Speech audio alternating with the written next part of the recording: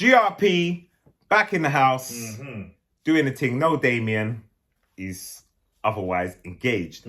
Anyway, so we've missed, there's been a lot going on now. Yes. There's been a lot going on, and we haven't really discussed it. And on the Gym Rat Pack, we discuss what's going on. We do entertainment, we're actors, gym rats, all sorts going on here. But, so, I'm going to start from the beginning. Yeah. This might even be part one, because we're not going to do like half an hours and stuff. This is going to be part one. So, this goes out to the Just Pearly movement. Yes. So, you may be aware or you may not. I went on the Just Pearly show. A while ago. A good while ago. Yeah. And when I went on there, she must have had about 70 or 80,000 subscribers. So, she's been doing her thing for a while and she's built whatever. Yeah. So, I was like, yeah, I like what's going on. But why did I go there? Because I saw Sarah there. I know you follow. Yeah, I follow Sarah and he put a clip up and I was like, yeah, I like what's going on there. So I went there and that was the first time I met Auntie Jenny. Because that was her first show. That was her first show as well. And we just had two little girls, but I weren't really going to rough them because they were just young bucks. I'm a big man and they were like 22. I'm not even going to course them up like that because they could be my daughter. They are my, that kind of age. So when I got there, I see Pearl. Now, Pearl is as dry as she looks in real life. You know, the only way I can explain Pearl, Pearl's like a dry piece of toast with no butter on it. Or jam. No! A dry piece, white bread, no grains, nothing. And we don't mean white bread because she's white. Calm down. We mean the flavorless bread. But, she's just like a toast with no butter, just dry. To her credit, though, remember I've said this to you before. To her credit, she knows she's butters. Right. I'll give her that. We have to take off hats. I think the vast majority of people. Like if I rated myself 1 to 10, I give myself a 5. I think I'm normal looking, and I just think it's based on my results. I think if I was an 8, 9, or 10, I would have had modeling contracts. Because because not a lot of girls will do that. She knows she's a 5. She's butters. On a good day. On a good day. Yeah, on a good day with a tan, been going to the gym for it. Like the 5 is, you're not an adjustable 5. You're 5 and below. Yeah, but so we was all following Pearl. Like it was just I was watching. Yeah, you put me onto it. And there was some things she says that I agree with. Some things that she says I don't agree with. But one thing that I found was she didn't seem like personable. It felt like a script. Yes. I didn't feel like she's talking to me. See the way we're talking and I'm looking at you. It was like, okay, so have you ever had Like it just very felt managed. Very managed and scripted and just like there was no personal touch there. No soul in it. Yeah. Nothing there. But anywho, did that. Watched it on and off. But to be fair, I got a bit bored of her spitting the same lyrics all the time. Because even as a big fan of Fresh and Fit, I like Myron. I like the way he changes it up. He gives analogies. He's worked on his crafts. So he'll combat you, but it will hit you hard quickly. He won't just do this script. Here's my script. Did you know 1 in 3 women are on antidepressants? Did you know 80% of men are? It just gets boring. It gets dull. We know. I've heard it. So, all right. Fast forward now, 11 months later, she's on 1 million subscribers. Whoa. Testament to the managed and scripted. Yeah, testament, but testament to the people that she had around her. Because it seemed like they were all black. The key people. So the Auntie Jennies. See, if it goes wrong and a real man picks a woman. The Sarah Garvey. Seems to agree with a lot of his points. Even remember Mad Esther. How does that feel? You talk the whole Esther. How does that feel? Esther, okay. But it's my turn. It's my turn to speak. Esther. No, I'm just talking about like people that are on the show regular that help build regular. Whether you loved her or hated her, you tuned in to see what F3 they're talking about. There was that other one. What's that? Is she Nigerian? Yeah. As a man, you're strong enough to either restrain her or to run away from her. Yes, the light skin one. The light skin one that thinks she's wickedly nice. Nigerian, You know, like these people, even King Rich's, they gave it something. Yeah. They gave it substance. And there was a lot of that on there. Mm-hmm. Anyway, now, so one day I wake up and I see Sarah post because I didn't see anything before that. Right. What happened during that interview with Nick Fuentes was that she used an age-old tactic that colonizers use, which was the divide and rule tactic.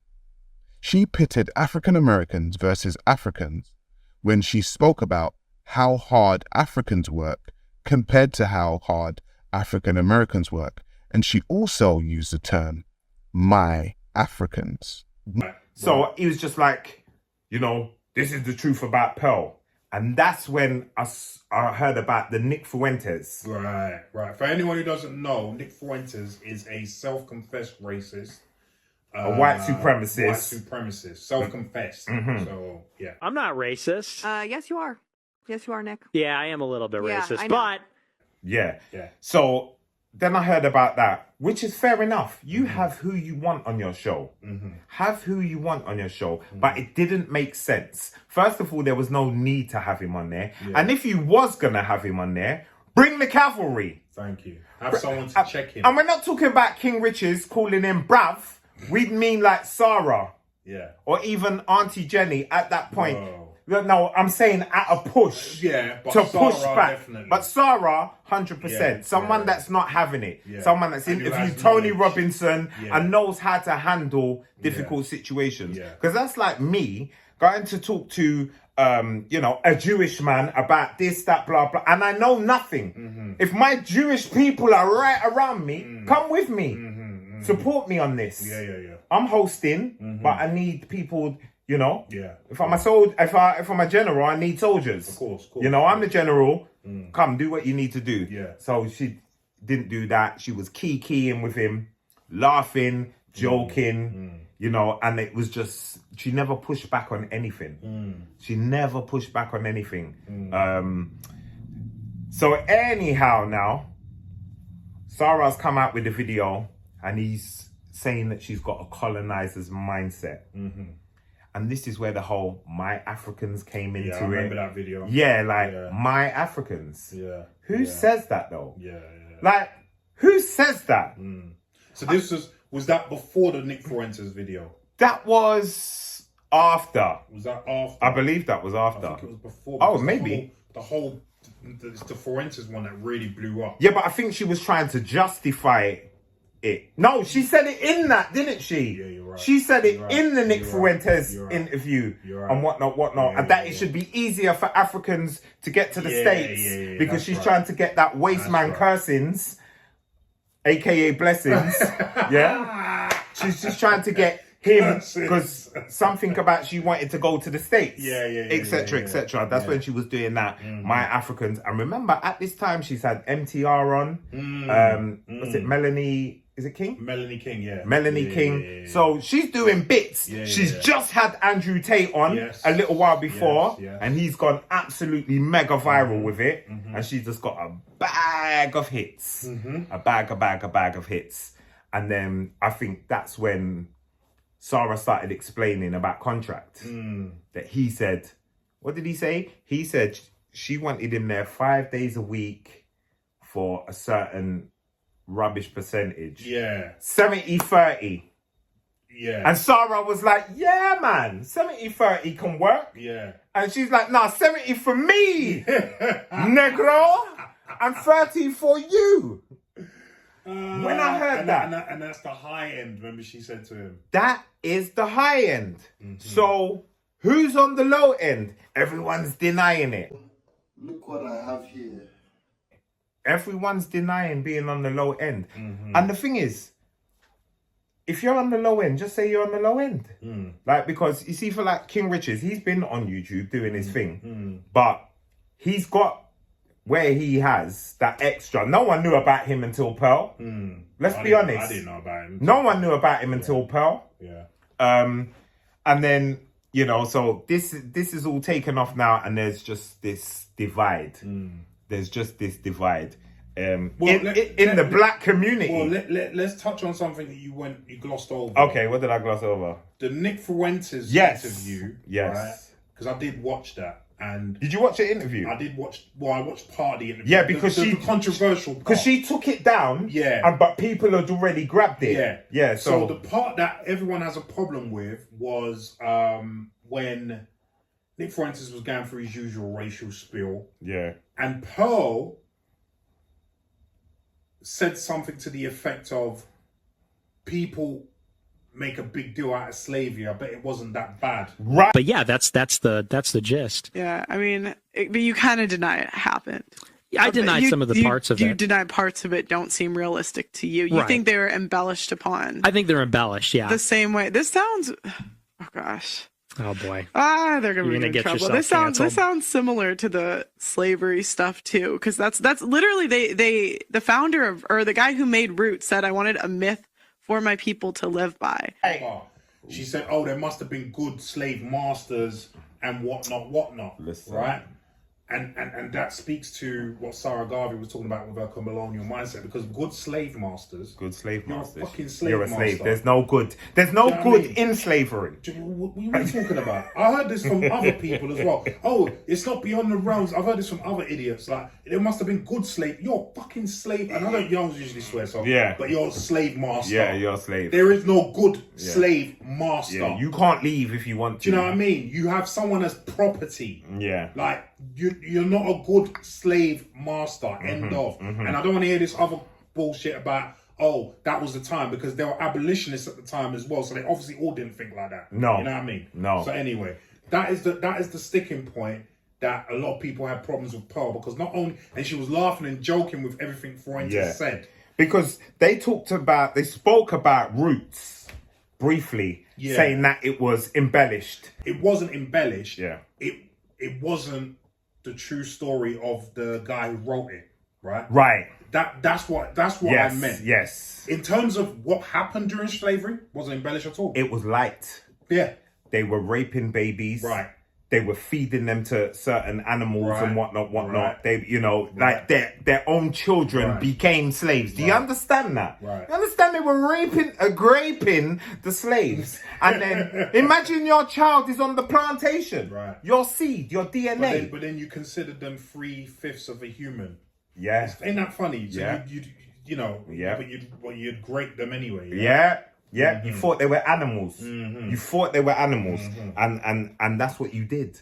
Right. And so for me, because there was no pushback, and they were talking about it's blown out of context, I was like, nah, I'm done with you. I've got eyes, I can see. Yeah, I can hear. I'm done with you. I'm done with you. Once I heard that, I was like, I'm done. Yeah. I'm done. I don't, yeah. And to me, I'm thinking to myself, how is this little milk and magnesia like taking over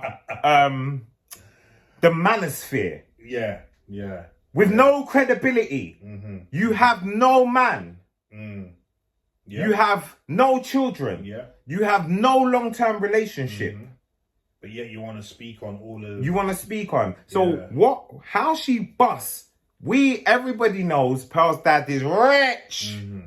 Millionaire. She's even done a few videos showing her yard. Have you seen her yard? No, I've not. I'm not interested. Listen, like B&B. Yeah. You know them ones all 12 rooms and whatnot. Like the house in Dallas, yeah? Right. Dallas. She comes from money. From money. So she's coming over here, Kevin Samuels has passed away. There's a hole. There's a void. Fresh and Fit are killing it, doing their thing. They're doing that. Yeah. So what does she do? Yeah. She pumps money into what she's doing. She can get cameras, equipment, this, that, pay for this, pay for that. And it's a business model. And as a niche, what she also did was, and I'm not trying to use race here, I'm just calling a fact, right? She was one of the few white women that were actually speaking on this. Yeah. Because it was mainly a black it was called the Black Manosphere. Yeah. But it was a white woman speaking on this. That was very novel. And that's what got her the audience that she ended up getting. You know what I mean? And people don't believe in certain white privilege in a little way. And I say that to say this. If you've got a 10-year-old black girl that can sing and a 10-year-old white girl that can sing, people expect the black girl to be able to sing. You know, it's just something. But when the white girl blows, it's like, do you know what I'm saying? It hits different. In a certain genre. In a certain genre. R&B, you know what I'm saying? R&B. Or you got two rappers, both identically, technically great. One's white, one's black. We've seen that. We've seen it happen all the time. Yeah. We've seen it happen. A good example. And I'm not saying Eminem ain't great, No, because he is a great rapper. one of the best technical rappers ever. Right. But there were many. Yeah. There were others. Yes. There were others. Yes. And even in our country here, there's a lot. But they don't. Yeah. Anyway, that's another story. That is another story. So I see O'Shea Duke. Big up O'Shea Duke. Big up O'Shea. He's been going in. Yeah. He's been going in. Yeah. And you know, there's been so many things. So I said about Brittany Venti. Yes, you did. Yeah. That she just. But you know what? Let's wrap this up here. Because we're gonna go into something else that happened. Okay. In another video. Part 2. Yeah, part 2. Part 2. This so is we'll part leave 1. that there, but you can see how scummy she is. Yeah. With that Africans comment and the whole Nick Fuentes thing and saying slavery wasn't that bad and saying it was embellished and all of that. So there you go. Yeah. But we're gonna be back with even something that she did that was even worse in part 2. Okay. So peace. Peace.